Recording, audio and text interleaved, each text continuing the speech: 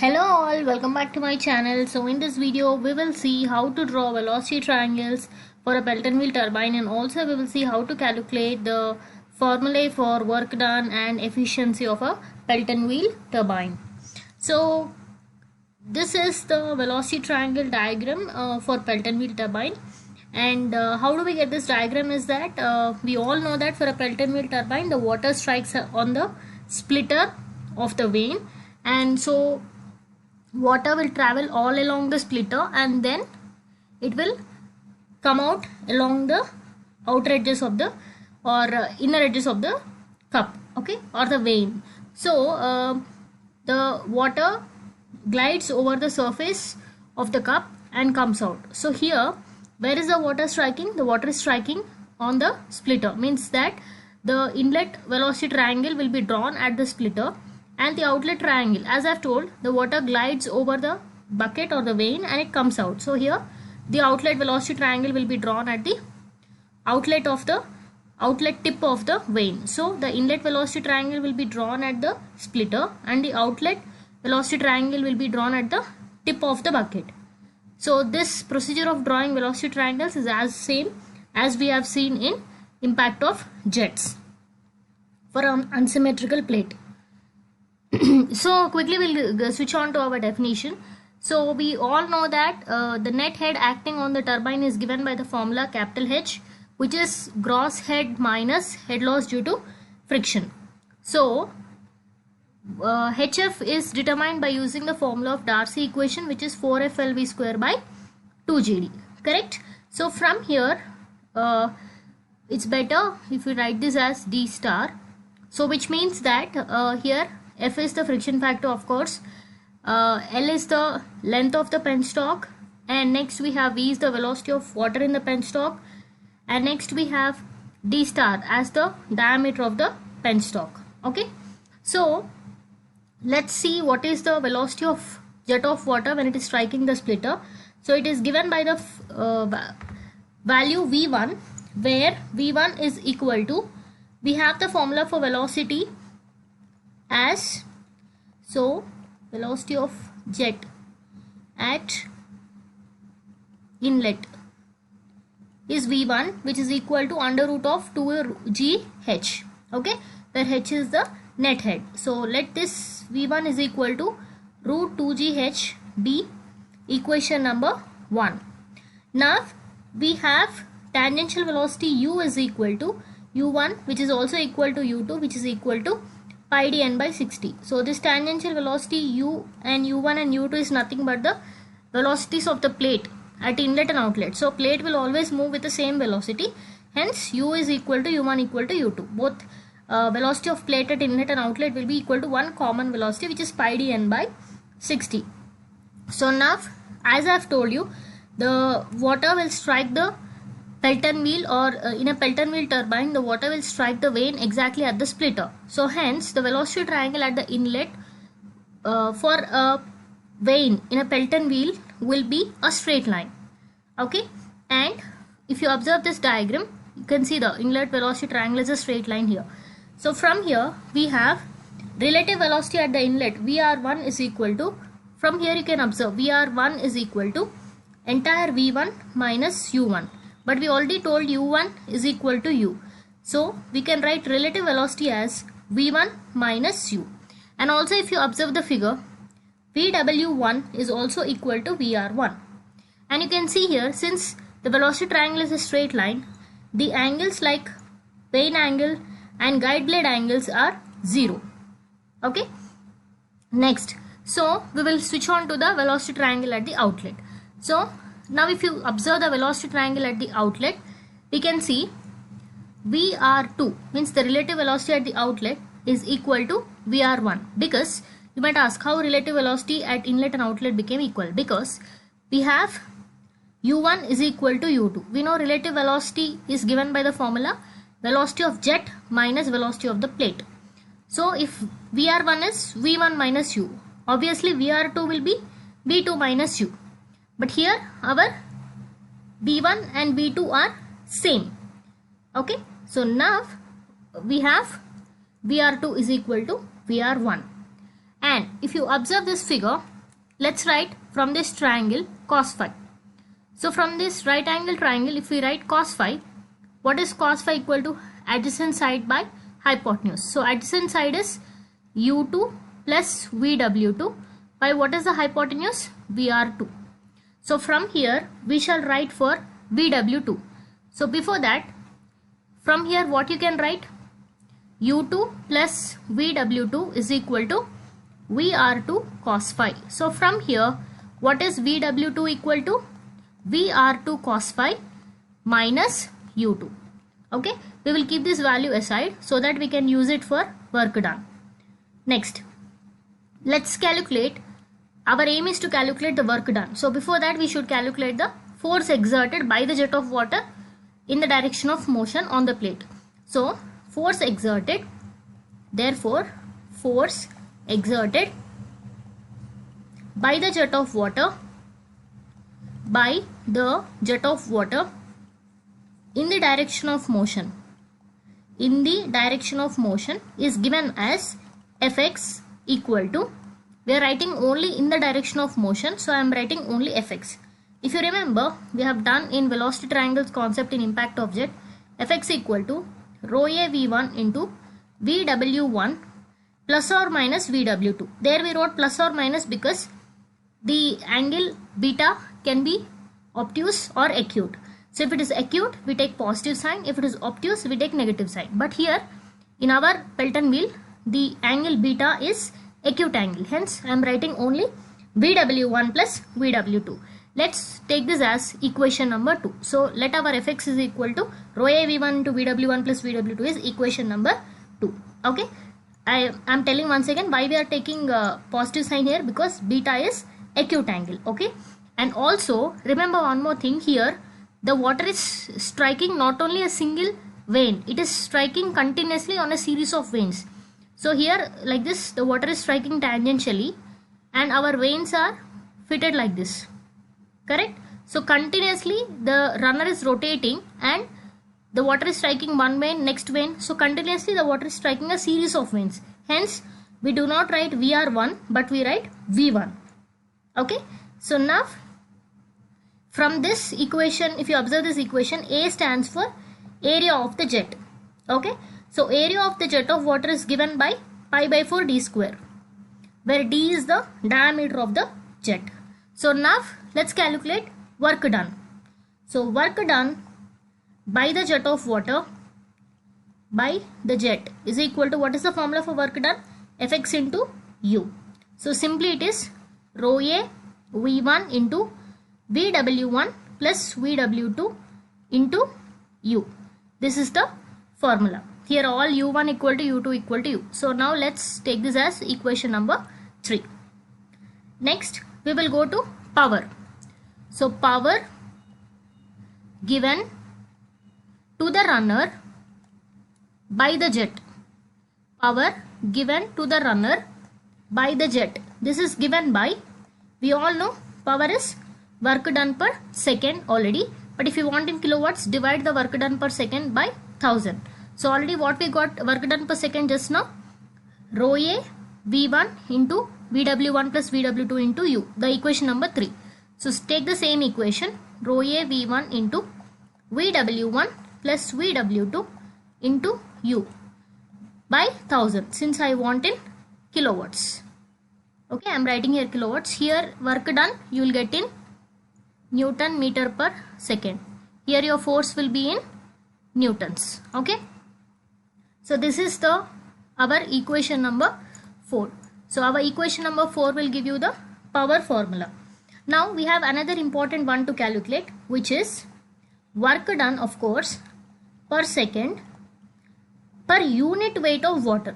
This is what is much important to us, because most of the times this is what is asked. Per unit weight of water striking per second means simple. The work done what we got earlier in equation number 3 will be divided by weight of the water. That's all. So for this, what was our work done from equation number 3? Rho a v1 into vw1 plus vw2 into u by what we should do now? We should divide with weight of the water striking. So weight of water striking per second. So this is equal to, the numerator is same, rho A V1 into VW1 plus VW2 divided by what is weight of the water striking per second. It is given by the formula rho A V1 into G. How? Weight formula, weight of water formula is, generally weight is mass into gravity, and it is per second. So mass per second is rho A V1, already we know this formula, into G, acceleration due to gravity. So if you now we observe, this and this will get cancelled. So finally what are you left with? 1 by G into VW1 plus VW2. This is our equation number 5, which gives work done per second per unit weight of water. So next let's calculate the hydraulic efficiency of the Pelton wheel turbine. So hydraulic efficiency of the Pelton wheel turbine is given by the formula work done per second divided by kinetic energy of the jet per second. Okay, this is the formula for hydraulic efficiency. So we already calculated work done per second. So work done per second you can see in our equation number 3 we have already calculated. So now let's write what is the kinetic energy of the jet per second. So kinetic energy of the jet of water per second is equal to half rho A V1 into V1 square, because the formula for kinetic energy is half mv square, and here we are doing per second. So mass per second is again rho A V1. So like this we get half rho A V1 into V1 square. Now let's write for eta h, which is hydraulic efficiency. So the work done per second from our equation number 3 is given by rho A V1 into VW1 plus VW2 into U divided by this kinetic energy half rho A V1 into V1 square. Okay, now we can just simplify this. You can see rho will get cancelled, A, V1 also will get cancelled. So finally what are we left to hydraulic efficiency with? It is simply VW1 plus VW2. This 2 will come up. So 2 VW1 plus VW2 into U by V1 square. This is our formula for hydraulic efficiency. Let's take it as equation number 6. Okay. Further, we just have seen that if you observe now also in this velocity triangle at the inlet, we have VW1 is equal to V1. Okay. And also we have relative velocity at the inlet, VR1 is given by the formula V1 minus U1, but we already know U1 equal to U2 equal to U. So this is V1 minus U. And in the beginning we have already seen that VR2 and VR1 are equal. So from here what can you write? We can write VR2 is also equal to V1 minus U. Why? Because VR1 is equal to VR2. Now VR2 is equal to V1 minus U. Okay, now let's keep this aside. Now observe the velocity triangle at the outlet. Okay, so from velocity triangle at outlet, let's write what is cos phi. Okay, so now cos phi is equal to, so if you observe this velocity triangle, cos phi is adjacent side by hypotenuse. So what is the adjacent side? U2 plus VW2. U2 plus VW2 is the adjacent side divided by hypotenuse is VR2. Okay, so from here let's write what is VW2 equal to. So from here we can write U2 plus VW2 is equal to VR2 cos phi, and from here we can write I want VW2. Okay, so from here VW2 is equal to VR2 cos phi minus U2. Okay, you might think why we wrote for VW2. Here I wrote for VW1 also. Now I will substitute this VW2 and VW1 in our equation number 6. Okay, so now substituting the values of, and even before that we can simplify this. VW2 is VR2 cos phi minus U2, right? VR2 is what again here? V1 minus U. So V1 minus U cos phi minus U2 I can write. Why we are writing VW1 and VW2 in terms of V1s and U's? Because suppose if in any numerical problem if these values are given, velocity of jet and velocity of plate are given also, you should be able to calculate the efficiency. That's why substituting the values of VW1 comma VW2 in equation, what was our hydraulic efficiency equation? Equation 6. Let's substitute and see what would we arrive at. So now eta H is equal to 2 into our first term was VW1. So VW1 is simply V1 plus second term was VW2. VW2 just now we got V1 minus U into cos phi minus U2. Sorry, minus U, no. So U2 and U are the same again. Here also we will write again V1 minus U into cos phi minus U, because already what U1 is equal to U2 is equal to U, no. We already discussed in our derivation. So what I'll do is I'll make it as U so that we can avoid the confusion. Right. Now let's continue. So now into U is there, no, in the numerator, divided by V1 square was there. So let it be as V1 square. Now let's start simplifying this. We will just open the brackets and we will simplify what the numerator would end up with. Okay, I'll just simplify and I'll show you.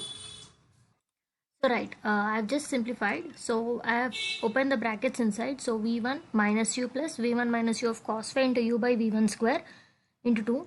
And in the numerator, if you observe, V1 minus U is common in both these terms. So I have taken out. So 2 into V1 minus U into, we are left inside with 1 plus cos phi into U by V1 square. So this is our equation number 7, which gives hydraulic efficiency in terms of V1 and U. And if you have hydraulic efficiency in terms of VW1 and VW2, you can take the help of equation number 6. Got it? And further we can continue our work done or hydraulic efficiency part.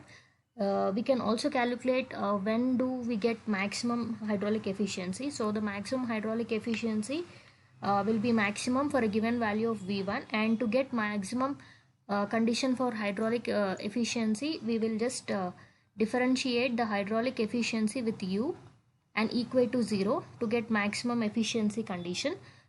So yes, d by du of what was our eta H? 2U into V1 minus U cos phi divided by V1 square is equal to 0. So if you see this equation, just what shall we do is 1 plus, this was 1 plus cos phi. Right, so I'll take out 1 plus cos phi by V1 square outside because they are constant. So 1 plus cos phi divided by V1 square will come out. So we are left inside with d by du of how much?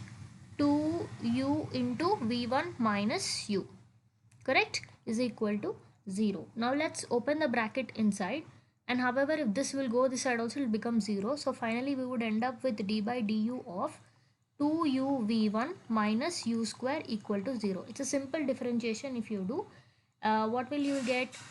2U V1 differentiation with respect to U is 2V1 minus 2U. 2, yeah, this is 2U square, correct. So you get 4U is equal to 0. So finally we can write 2V1 is equal to 4U, and from here we can write U is equal to, this 4 will go this side, so 2 by 4 is 1 by 2. 1 by 2 of what? V1. So we can write U as V1 by 2. This is our equation number 8. Okay, for maximum efficiency. So when do you get maximum hydraulic efficiency? When velocity of the plate is half of the velocity of the jet. Further, you can substitute this U is equal to V1 by 2 in eta H such that we get maximum hydraulic efficiency. So substituting, so I'm doing it here, substituting the value of U in our early equation, which was our equation number 7. So in equation 7, so let's see how we would end up with eta H. So eta H is equal to, what was our equation 7? 2 into V1 minus, in the place of U again put V1 by 2, okay, into 1 plus cos phi into, we had U, so V1 by 2 divided by V1 square. Okay, now just see everything is in terms of V1. Now let's, if we simplify this finally, let's see where would we end up with. So 2 into V1 minus V1 by 2 is again v1 by 2, 2 will get cancelled, you will be left with v1. v1 into v1 by 2 will be v1 square by 2 by v1 square. v1 square also will get cancelled, and ultimately you will be left with 1 plus cos phi by 2. What is this? Maximum hydraulic efficiency. This is our equation number 9. So equation number 7 gives us hydraulic efficiency. Equation number 9 gives us maximum hydraulic efficiency. So like this we will do for work done and efficiency for Pelton wheel. Now let's see a problem on this. So we have a numerical problem. So a Pelton wheel has a mean bucket speed of 10 meter per second with a jet of water flowing at a rate of 700 liter per second under a head of 30 meters. The buckets deflect the jet through an angle of 160 degrees. Calculate the power given by the water to the runner and the hydraulic efficiency of the turbine. Assume coefficient of velocity as 0.98. So as simple as that, we will simply start off with the given data. Okay. So now u1 is equal to u2 is equal to u, which is equal to how much? Velocity of the plate 10 meter per second. Next we have discharge Q given to us, which is 700 liter per second, which is equal to 700 by 1000, 0.7 meter cube per second.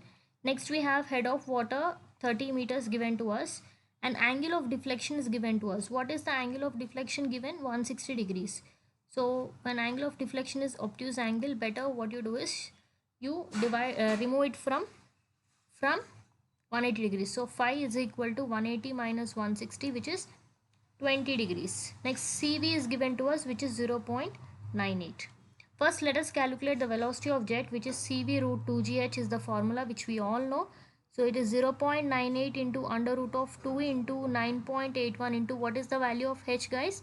H is 30. So you would get velocity of the jet V1 as around 23.77 meter per second. Okay, this is the value of velocity of the jet. Once you are done with calculation of velocity of the jet, please calculate VR1. VR1 is V1 minus U1, which is equal to 23.77 minus 10. So this is how much? 13.77 meter per second. But we already know VW1 and V1 are same, because here in the velocity triangle at the inlet you can see VW1 and V1 are equal. So finally our VW1 is also equal to 13.77 meter per second. Now let's consider the outer velocity triangle. So from the outer velocity triangle, let's write for cos phi. So cos phi is u2 plus vw2 by vr2. So cos phi is equal to u2 plus vw2 by vr2. So from here let's calculate what is vw2. So vw2 is equal to, so u2 plus vw2 is vr2 cos phi. So vw2 is vr2 cos phi minus u2. Okay. So what is VR2 value? VR2 value and VR1 are same, no? We will write here VR2 is equal to VR1, which is equal to 13.77 meter per second. So this is equal to 13.77 into cos of what was phi? Phi was around 20 degrees. So it's 20 minus U1 and U2 are same, minus 10. So finally we would end up as 2.94 meter per second. This is our VW2. So VW1 is ready, VW2 is ready. What next? What is that he asked us to calculate? He asked us to calculate the power given by the water. So to get power, first we need to calculate work done. Okay. So work done per second is equal to, what is the formula? Rho A V1 into VW1 plus VW2 into U. So this is equal to 1000 into area of the jet. Here area of the jet is not given to us, but directly A into V for us discharge is given, no? 0.7. So A into V is nothing but discharge. So 0.7 into what is VW1, guys? 13.77 plus what is VW2? 2.94 into this is 10. So finally we get work done per second as 186 970. Okay, 186 970 Newton meter per second. Now what is that we need to calculate? Power given to the turbine. So I'm doing it here side. So power given is what? Work done per second divided by 1000. So this is 186,970 Newton meter per second divided by 1000. So you would get how much? Simple, 186.97 kilowatts. That's all I think is the question. If you want, hydraulic efficiency is also asked. So let's calculate hydraulic efficiency. So hydraulic efficiency is rho A, we took, we calculated hydraulic efficiency as 2 into VW1 plus VW2 into U by V1 square. Remember, this was our formula before calculating maximum efficiency. Just substitute all the values of 2 into what is VW1 guys, 13.77, what is VW2, 2.94, into what is U, 10, by what is again V1, velocity of jet of water, we had 23.77 whole square. So do it and simplify.